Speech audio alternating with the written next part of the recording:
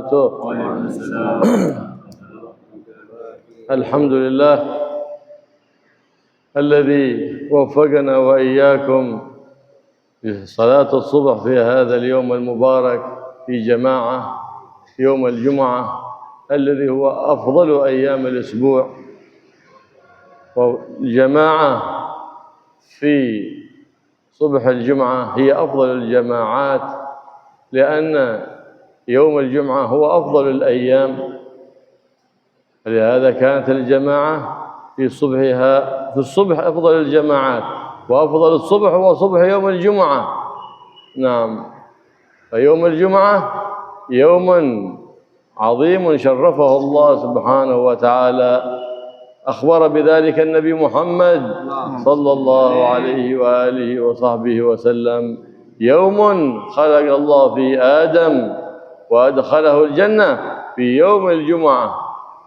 الله يجعل هذا اليوم إن شاء الله يوما شاهدا لنا لا شاهدا علينا، ويوفقنا لاكتساب الحسنات، ويحفظنا وإياكم من كل المخالفات، ويوفقنا وإياكم للاتباع والاقتداء بالنبي محمد سيد السادات صلى الله عليه وآله وسلم. Bismillah, alhamdulillah, wassalatu wassalamu ala rasulillah sayyidina Muhammad bin Abdullah wa ala alihi wa sahbihi man walah. Wala hawla wala quwwata illa billah, ma ba'd. Beliau Al-Habib Abdullah bin Abdurrahman Al-Muhdhar memuji kepada Allah Subhanahu wa taala, alhamdulillah, yang telah memberikan kita taufik pertolongan darinya untuk melaksanakan sholat subuh secara berjamaah di masjid ini, alhamdulillah, di hari Jumat, yang mana hari Jumat adalah paling afdalnya hari-hari di dalam satu pekan, dan paling afdalnya jamaah di dalam sholat adalah jamaah sholat subuh, dan paling afdalnya jamaah sholat subuh adalah jamaah sholat subuh di hari Jumat, karena di hari Jumat adalah hari paling afdal di dalam satu pekan, dan Allah telah mengagungkan hari Jumat.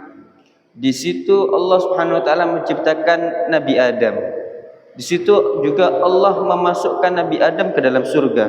Semoga Allah Subhanahu wa taala menjadikan hari Jumat ini sebagai saksi baik untuk kita, dan tidak menjadikan hari Jumat ini sebagai saksi jelek untuk kita, dan semoga kita diberikan taufik pertolongan darinya untuk menghasilkan kebaikan-kebaikan dan menghindari kejelekan-kejelekan, dan selalu kita dijadikan orang yang selalu meneladani dan mengikuti Nabi Muhammad sallallahu alaihi wasallam. وأفضل الحج حج يوم الجمعة، وأفضل العمرة يوم الجمعة.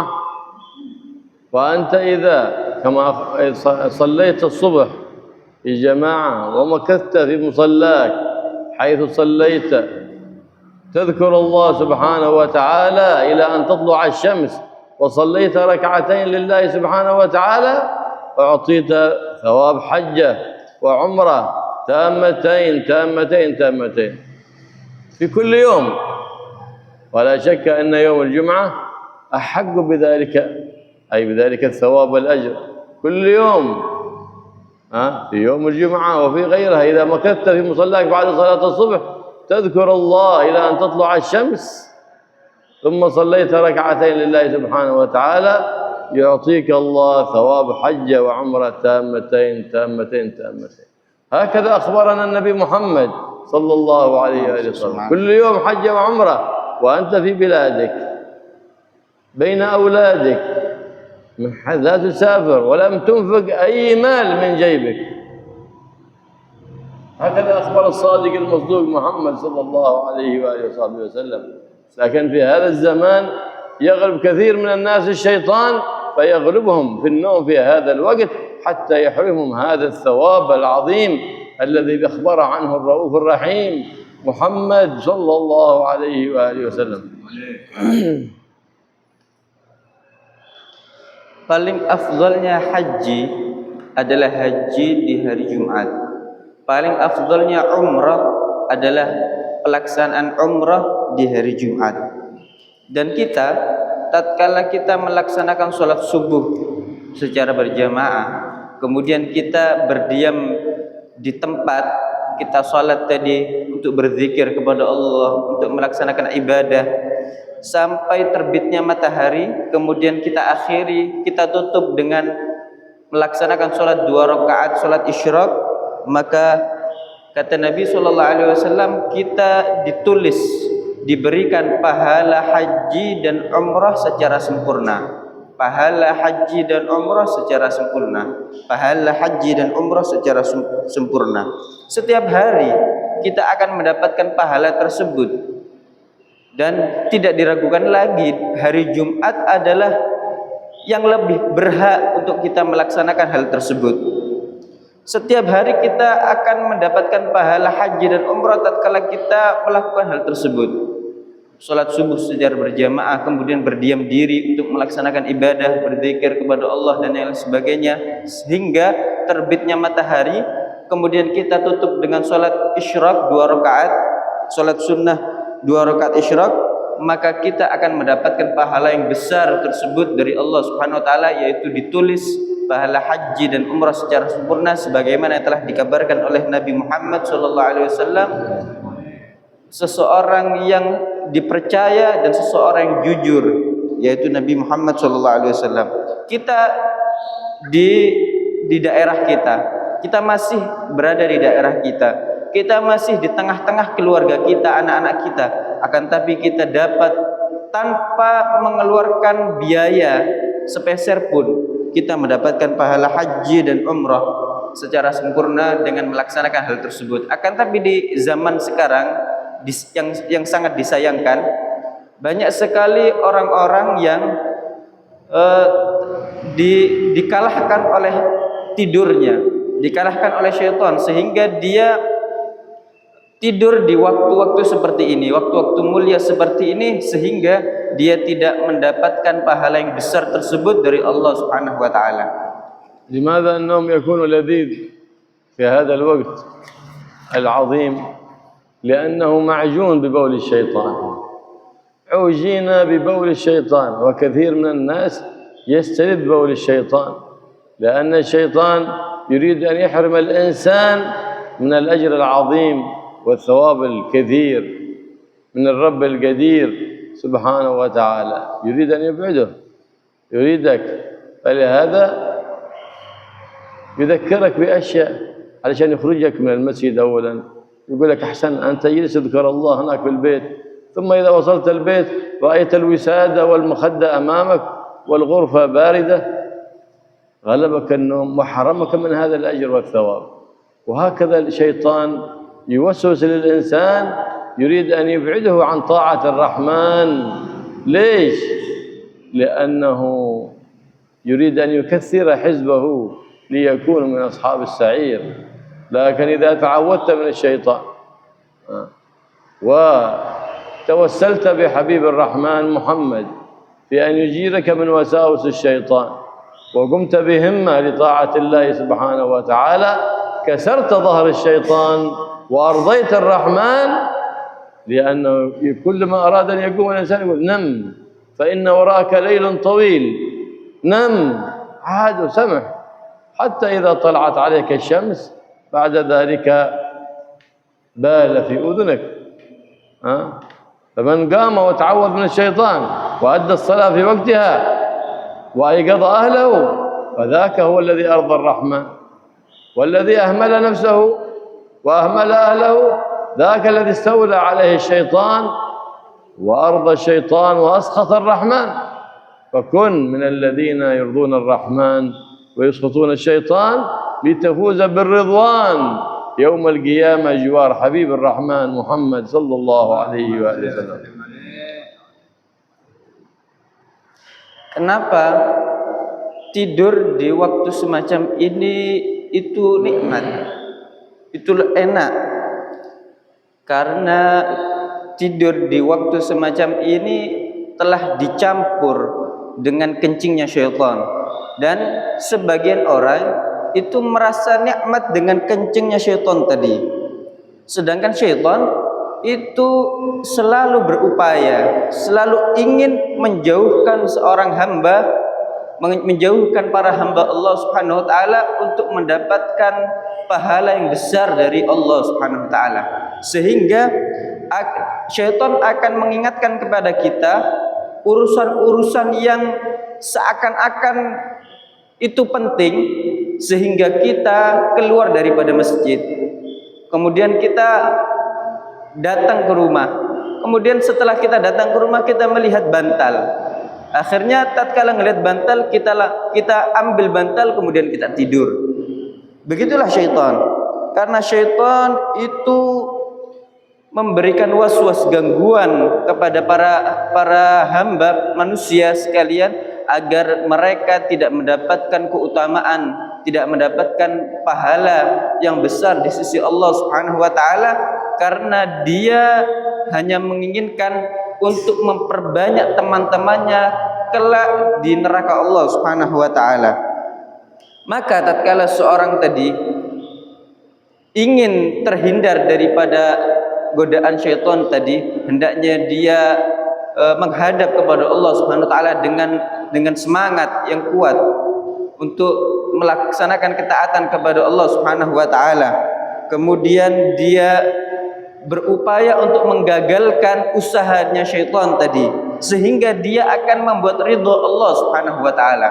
Karena setiap malam seseorang tadi mendapatkan seruan, tidurlah karena sesungguhnya di belakangmu masih ada malam yang panjang.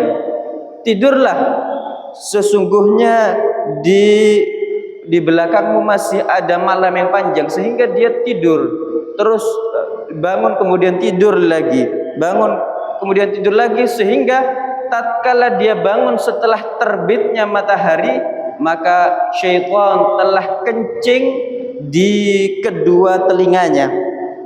Akan tetapi hendaknya seseorang tadi dia bangun di waktu subuh atau sebelumnya, kemudian dia bersiap-siap untuk melaksanakan sholat subuh, kemudian dia membangunkan keluarganya.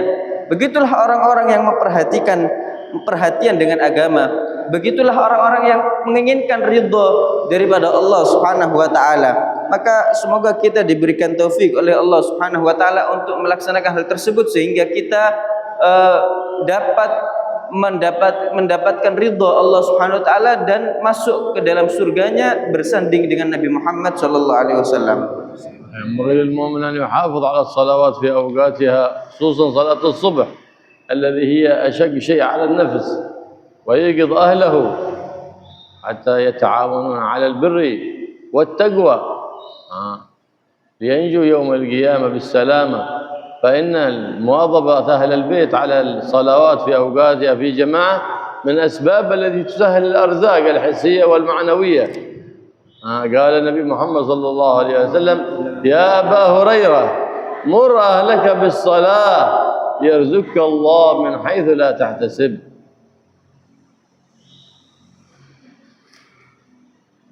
Hendaknya kita menjaga sholat 5 waktu, khususnya sholat subuh, karena sholat subuh adalah yang lebih berat untuk hawa nafsu. Maka kita bangunkan, kita perhatian dengan sholat subuh tadi, dan kita bangunkan keluarga kita agar kita mendapatkan perhatian dan kita mendapatkan perhatian dari Allah Subhanahu wa taala. Kita mendapatkan ridha darinya dan memperhatikan menjaga sholat 5 waktu ini termasuk sebab untuk melancarkan, mempermudah rezeki bagi seseorang, baik rezeki yang hissi atau rezeki yang maknawi. Nabi SAW menyatakan kepada Sayyidina Abu Hurairah, wahai Abu Hurairah, perintahkanlah keluargamu untuk melaksanakan sholat, niscaya engkau akan diberikan rezeki dari jalan yang tidak engkau duga. وقد أخبر النبي محمد صلى الله عليه وآله وسلم أن أرزاق العباد تقسم فيما بين الصبح وطلوع الشمس. ما بين طلوع الصبح وطلوع الشمس أرزاق العباد تقسم، فمن كان نائما فاته قسمه أو اشتغل بغير طاعة لله كما كثير من الناس أول ما ينبه من النوم يشتغل بالجوال والإنترنت أو المجلات أو مطالعة الأخبار، هذا تفوته أرزاقه وتفوت بركة اليوم عليه. فقال صلى الله عليه وسلم: الصبحة تذهب الرزق، يعني اشتغالك في أول اليوم في غير طاعة لله تذهب بركة، حتى إذا دخل عليك رزق دخل غير مبارك. لكن إذا افتتحت يومك بطاعة للرحمن بتلاوة القرآن وذكر الرحمن والصلاة والسلام على حبيب الرحمن، فتحت أبواب الرزق على نفسك والبركة على نفسك وعلى أهلك. فحينئذ إذا دخل عليك رزق دخل عليك رزق مبارك. والرزق ليس المال فقط، الرزق أقل الأرزاق هو رزق المال، رزق العافية، رزق الصحة، رزق السعادة، رزق أن يعطيك الله أولاد بررة يطيعونك وتسعد بهم في الدنيا والآخرة، وأن تكون بينك وأهل بيتك وأقاربك وأصدقائك وأحبابك المودة والسكينة والرحمة. هذه هي الرزاق العظيمة، والمال من جملة الأرزاق. لكن الإنسان لما استولى على قلب محبة المال، إذا ذكر الرزق على طول يذهب باله إلى الأموال وإلى الأعراض. Dan Nabi SAW telah mengabarkan kepada kita bahwasanya rezeki seorang hamba itu akan dibagi di waktu semacam ini, di antara terbitnya subuh, masuknya waktu subuh sampai ke terbitnya matahari. Di situ adalah waktu di mana Allah membagi-bagikan rezeki pada para hamba. Maka seseorang yang tidur di waktu itu, atau dia sibuk dengan selain ketaatan kepada Allah Subhanahu wa taala, maka dia tidak akan mendapatkan bagiannya daripada rezeki. Seperti halnya sebagian orang, dia mungkin tidak tidur, akan tapi di pagi hari setelah bangun tidur langsung yang dia lakukan adalah sibuk dengan internet, sibuk dengan HP-nya, atau sibuk dengan berita kabar di koran atau TV dan yang lain sebagainya. Maka dia tidak akan mendapatkan bagian daripada rezekinya daripada Allah Subhanahu wa taala. Jika saja hari tersebut dia mendapatkan rezeki, maka rezeki tersebut tidak akan diberkahi oleh Allah Subhanahu wa taala. Maka Nabi SAW bersabda, as-subhatu tudhibur rizq. Tatkala seseorang tadi tersibukkan daripada ketaatan kepada Allah di pagi hari, maka hal tersebut akan menghilangkan rezeki seseorang. Atau jika masuk rezeki tersebut di hari itu pada orang tadi, masuk dalam keadaan tidak diberkahi oleh Allah Subhanahu wa taala. Maka hendaknya kita menyibukkan diri di waktu semacam ini dengan berzikir kepada Allah Subhanahu wa taala, dengan membaca Al-Qur'an, dengan kita bersalawat kepada Nabi Muhammad sallallahu alaihi wasallam, maka kita akan mendapatkan keberkahan pada harta kita, keberkahan pada diri kita, pada keluarga kita. Kita akan mendapatkan rezeki dari Allah Subhanahu wa taala. Dan rezeki itu bukan hanya sekedar harta. Bahkan harta itu adalah paling sedikitnya macam rezeki. Banyak sekali rezeki-rezeki yang lainnya, rezeki afiat, rezeki kebahagiaan, rasa bahagia dalam hati, rezeki Allah Subhanahu wa taala mengkaruniakan Anda dengan anak-anak yang baik, yang dengannya kalian bahagia dunia dan bahagia akhirat.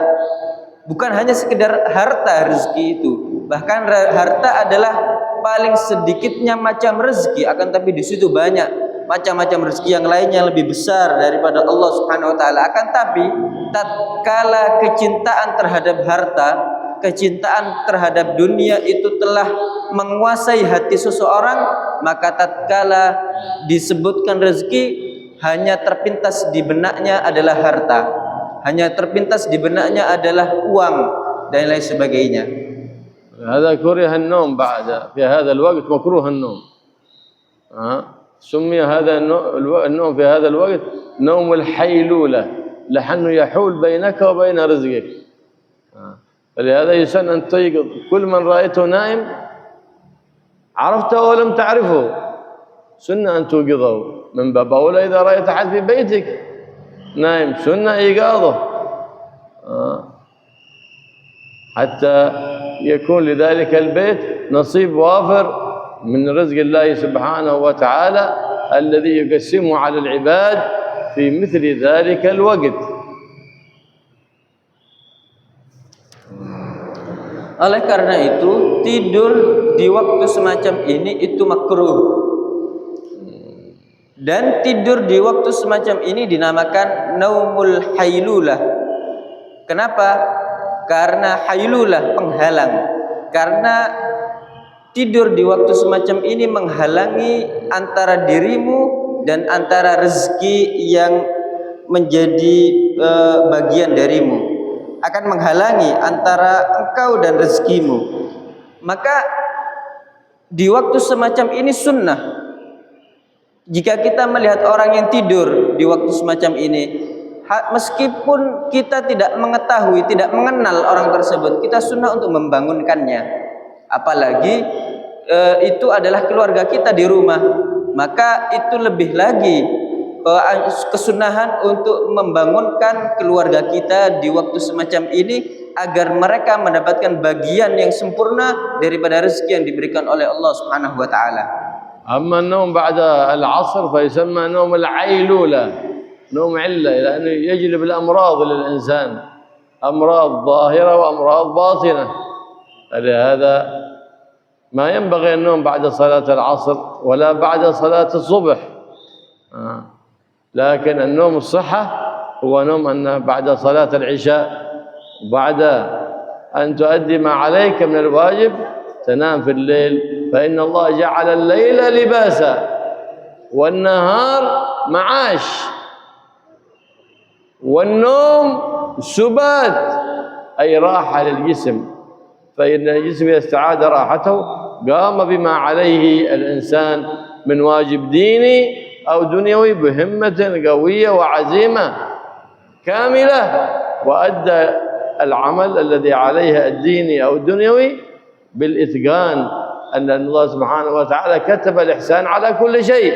في أمر دينك أحسنه، أمر دنياك أحسنها، فإن الله سبحانه وتعالى يحب المحسنين.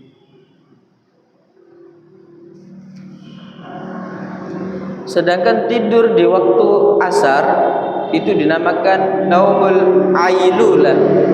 Ailulah penyakit, karena akan menarik penyakit kepada diri orang yang tidur di waktu tersebut, baik penyakit zahir ataupun penyakit batin. Maka janganlah kita tidur di waktu asar, juga janganlah kita tidur di waktu subuh. Maka hendaknya kita yang dianjurkan untuk kita tidur setelah sholat isya, setelah kita melaksanakan kewajiban-kewajiban yang diperintahkan kepada kita, maka setelah isya tersebut kita tidur. Karena Allah Subhanahu wa taala menjadikan malam hari itu libasa, pakaian, wa ja'alan nahar ma'asya, dan menjadikan siang hari itu sebagai tempat untuk bekerja, tempat untuk kita mencari daripada rezeki dari Allah Subhanahu wa taala. Wa ja'alan nauma subata, dan menjadikan tidur itu sebagai kenyamanan bagi tubuh, sehingga tatkala tubuh tadi mendapatkan kenyamanannya, maka dia akan bangun di dalam keadaan bersemangat untuk melaksanakan ketaatan dan ibadah kepada Allah Subhanahu wa taala, dan dia juga akan melaksanakan amal duniawinya secara baik, secara baik, karena Allah Subhanahu wa taala telah menuliskan kebaikan pada setiap sesuatu. Maka jika kita melaksanakan urusan dunia kita, hendaknya kita maksimal, kita profesional di dalam pelaksanaan urusan dunia kita. Begitu juga tatkala kita melaksanakan urusan agama, urusan akhirat kita, kita juga hendaknya kita melaksanakannya secara maksimal sehingga kita menjadi orang-orang yang muhsinin, karena dan Allah Subhanahu wa taala mencintai orang-orang yang berbuat ihsan tadi, maksimal dan baik di dalam melakukan pekerjaannya. Yang ingin bertanya dipersilahkan.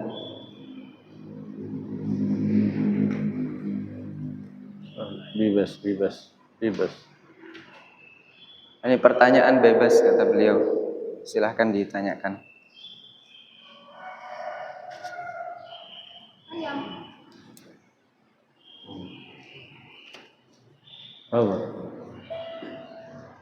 Assalamualaikum warahmatullahi wabarakatuh. Waalaikumsalam. Tadi diterangkan atau dijelaskan masalah sholat subuh berjemaah dan sholat isra dan sholat duha. Umpamanya sholat subuhnya di masjid, terus isra-nya di rumah dan duhanya di rumah. Apakah mendapat pahala haji dan umroh? Terima kasih. Ini salat kama qad syarahtum anifan salat subuh wa salat isyraq salat duha. Lakin idza kan salat subuh fil masjid ba'da salat isyraq fil bait hal yahsul ala المهم أنه يجلس يذكر الله سبحانه وتعالى إلى أن تطلع الشمس ثم يصلي صلاة الإشراق. هذا يدرك هذا الثواب سواء كان في المسجد أو في المصلى أو في البيت، لأن البيت الغالب يضحك عليه الشيطان فيستدرجه للنوم حتى يفوته الأجر. لكن لما يتجمع أهل المسجد الجماعة فيتعاونون على البر والتقوى فحينئذ يكون ذلك أقوى لهم وأكثر وأيسر وأرضى للرحمن وأبعد عن وسواس الشيطان. Yang terpenting adalah tatkala setelah melaksanakan sholat subuh dia melaksanakan zikir, melaksanakan ibadah dan lain sebagainya sehingga sampai terbitnya matahari. Meskipun setelah itu dia sholat isyraqnya ada di rumah, yang penting dari semenjak sholat subuh sampai sholat isyraq tadi dia selalu melaksanakan zikir, melaksanakan ketaatan kepada Allah Subhanahu wa taala, maka dia akan mendapatkan pahala yang disebutkan tadi. Akan tetapi kata beliau biasanya itu rumah itu akan menjadi tempat syaitan akan menggoda kita, sehingga tatkala kita melihat melihat rumah kita, kemudian apa yang di dalamnya, kita akan tersibukkan sehingga kita akan tidak melaksanakan sholat isyraq tadi. Dan tatkala kita melaksanakannya di dalam masjid, kemudian satu sama lain saling tolong menolong di dalam kebaikan, di dalam ketakwaan, itu akan lebih kuat daripada membentengi, itu adalah lebih kuat di dalam membentengi diri daripada godaan syaitan tadi. Akan lebih bisa kita terlaksana hal tersebut tatkala kita melakukannya secara berjamaah, saling tolong menolong di dalam kebaikan tadi. Jelas. Assalamualaikum warahmatullahi wabarakatuh. Waalaikumsalam. Apakah ada sholat syuruknya, isyraqnya bagi perempuan? Sedangkan di masjid kan kita berjamaah laki-laki dan perempuan gimana? Terima kasih. Hunaka syurut khassah lil mar'a fi salat isyraq. Dan احنا نصلي isyraq jama'atan يعني ذكر كلنا رجال. ليس هناك شيء خاص للمرأة، ما يندب للرجل يندب للمرأة، وما يحوزه الرجل من الفضل تحوزه المرأة، وما تحوزه المرأة، بل المرأة تحوز هذا الأجر وهذا الثواب حتى في بيتها بين أولادها، حتى وإن قامت بأمرهم، لأن خدمتها لأولادها وتربيتهم هذا ذكر لها، وهذه طاعة لها، وهذا جهاد لها عند الله سبحانه وتعالى. فطريق الجنة للمرأة أسهل من طريق الرجل. Tidak ada tidak ada sesuatu yang beda antara laki-laki dan perempuan secara khusus, karena apa yang dianjurkan, apa yang disunahkan untuk laki-laki itu juga disunahkan untuk perempuan, dan apa yang didapatkan oleh laki-laki daripada keutamaan itu juga bisa didapatkan oleh perempuan daripada keutamaan tadi. Bahkan seorang perempuan tatkala di rumahnya tadi, kemudian dia melaksanakan pekerjaan rumah tangga, dia mendidik anak-anaknya setelah melaksanakan sholat subuh tadi, itu adalah termasuk ibadah dia, itu termasuk daripada ketaatannya dia kepada Allah, itu termasuk adalah jihadnya dia dengan dia melaksanakan pekerjaan rumah tangga, kemudian dia mendidik anaknya. Itu adalah ketaatan, bentuk ketaatan kepada Allah Subhanahu wa taala, bukan hanya sekedar bukan hanya zikir dan lain sebagainya. Kemudian dia melaksanakan sholat isyraq, maka dia akan mendapatkan pahala yang sama, keutamaan yang sama sebagaimana yang didapatkan oleh laki-laki. Maka jalan menuju surga bagi seorang perempuan itu lebih mudah, karena di dalam pekerjaan-pekerjaan sehari-harinya itu adalah mendapatkan nilai, memiliki nilai pahala di sisi Allah Subhanahu wa taala. Yes. Wadah. Monggo. Silakan. Assalamualaikum warahmatullahi wabarakatuh. Waalaikumsalam. Mungkin hanya menambahkan apa yang ditanyakan oleh Yang Sudri. Mungkin intinya lebih utama mana seorang perempuan sholat di masjid atau di rumah. Karena misalkan seperti saya, istri saya ingin sholat di masjid karena saya juga sholat di masjid. Atau misalkan ada orang janda, misalkan orang perempuan, untuk utama mana sholat di masjid atau di rumah. Ya, ayyuhuma afdalil mar'ah, sholat fil masjid atau fil bait. Yani kama annahu مثلا زوجته بغى المسجد لأنه يروح المرة، لكن المرأة لوحدها أو أرملة يعني أيهما أفضل لها؟ نعم، صلاة المرأة في بيتها أفضل من صلاتها في المسجد ومن صلاتها في الحرم. نعم، إلا إذا كانت تصلي منفردة أو فيكون لها إعانة على طاعة الله في المسجد أكثر فلا بأس، وإلا فصلاتها في البيت أفضل من صلاتها في الحرم، ليس في المسجد فقط، في الحرم بل من وسط الكعبة. لا، إذا كان تصلي في البيت، إذا ما وجدت جماعة في البيت فأرادت أن تدرك الفضل في المسجد فتخرج من غير زينة، من غير إظهار محاسن، فلا بأس بذلك، لكن صلاتها في البيت أفضل.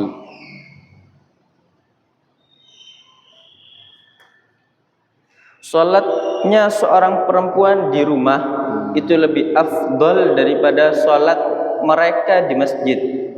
Bukan hanya di masjid, lebih afdol daripada salat mereka di Masjidil Haram. Akan tetapi tatkala seorang perempuan tadi mungkin di rumahnya tidak menemukan teman untuk diajak berjamaah, dia akan sholat sendiri, atau dia tatkala sholat di masjid itu mendapati pertolongan di dalam melaksanakan ketaatan kepada Allah itu lebih banyak, maka tidak masalah, tidak apa-apa dia melaksanakan sholat di masjid.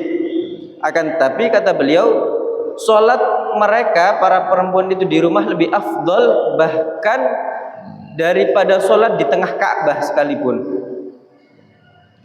Akan tetapi kata beliau, jika tidak menemukan jamaah di rumah misalkan, maka hendaknya tatkala dia ingin menuju masjid, dia keluar di dalam keadaan tidak menampakkan perhiasannya, dia tidak memakai make up atau tidak memakai parfum dan lain sebagainya, sehingga dia pergi ke masjid dalam keadaan tersebut tidak memperlihatkan daripada perhiasan yang dipakai olehnya.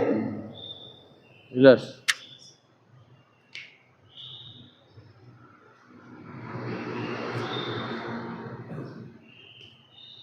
Ada pertanyaan lain? Apakah ada syarat yang membatalkan untuk kita sholat isyraq? Yang membatalkan, karena misalnya kan saya menuju masjid, ngaji, berzikir ataupun yang lain. Apakah ada yang membatalkan? Oh, ini batal kan sholat isyraq? Al-munajamah yubtil al-isyraq. لا ماشي يبطله. يبطله الخوض فيما لا يعني، هذا يبطله الخوض فيما لا يعني. يجيك واحد خراط يتكلم على الناس ويغتاب الناس فيفوت عليك الأجر والثواب. أحسن حاجة تغلق الجوال وتجلس حتى الإشراق ثم افتح جوالك وباشر أعمالك يدخل عليك الرزق المبارك.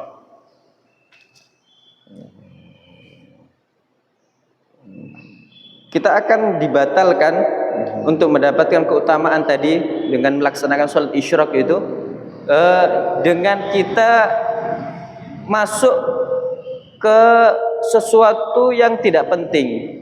Kita berbicara atau melaksanakan hal-hal yang tidak penting. Kita tidak ada urusannya di sana.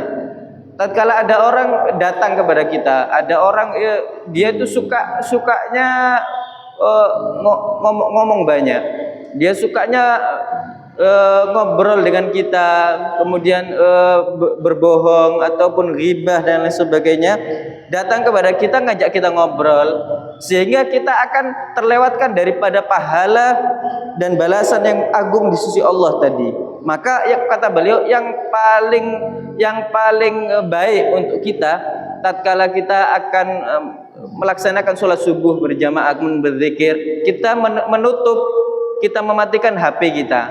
Habis itu kita fokus beribadah kepada Allah. Baru setelah selesai itu semua kita buka HP kita, kemudian kita laksanakan urusan-urusan kita setelahnya. Jelas. Ada pertanyaan lain atau cukup? Cukup?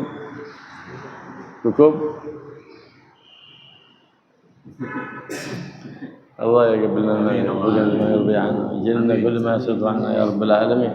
يعطينا اياكم كل خير ويجنبنا كل شر وبوس وضير، يجعلنا من الاخيار ويقرب منا الاخيار ويبعد عنا وعنكم الاشرار، ويكفينا واياكم جميع المضار وشرمدات الايام والليال بجاه النبي محمد المختار. يا عزيز يا غفار يا حليم يا جبار، نسألك زيادة في الدين وبركة في العمر وصحة في الجسد وسعة في التوبة وشهادة وغفرة وعفوا عند الحساب وأمان الجواد ونصيب من الجنة، وارزقنا اللهم النظر إلى وجهك الكريم برحمتك يا أرحم الراحمين يا أرحم الراحمين يا أرحم الراحمين.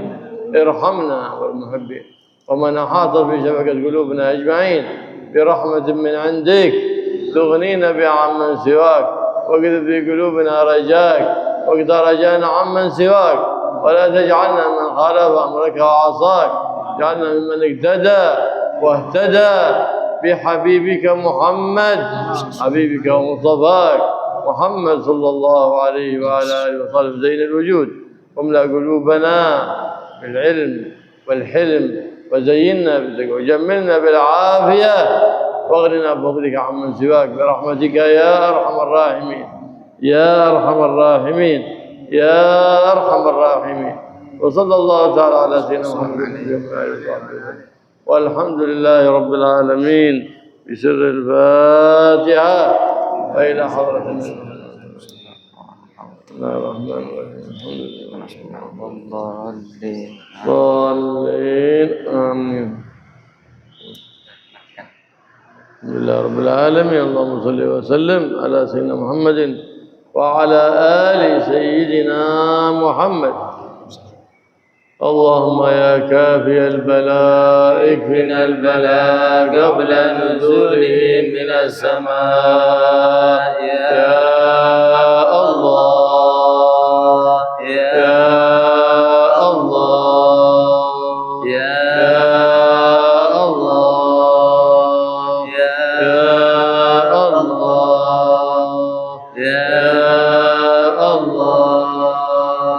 يا الله يا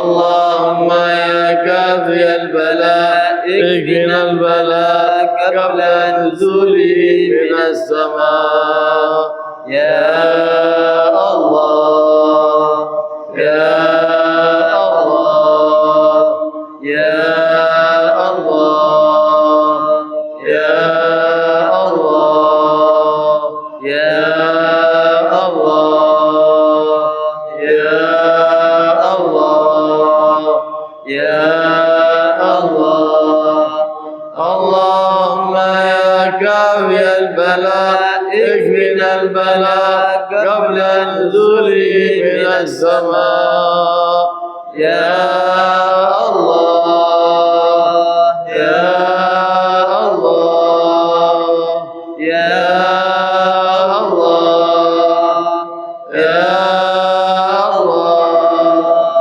يا الله يا الله يا الله يا الله يا رب يا غوث يا غياث المستغيثين يا درك الهالكين أغثنا أدركنا برحمة من عندك تغنينا بها عمن سواك برحمتك يا أرحم الراحمين يا أرحم الراحمين يا أرحم الراحمين وصلى الله تعالى على سيدنا محمد النبي الأمي وعلى آله وصحبه وسلم والحمد لله رب العالمين.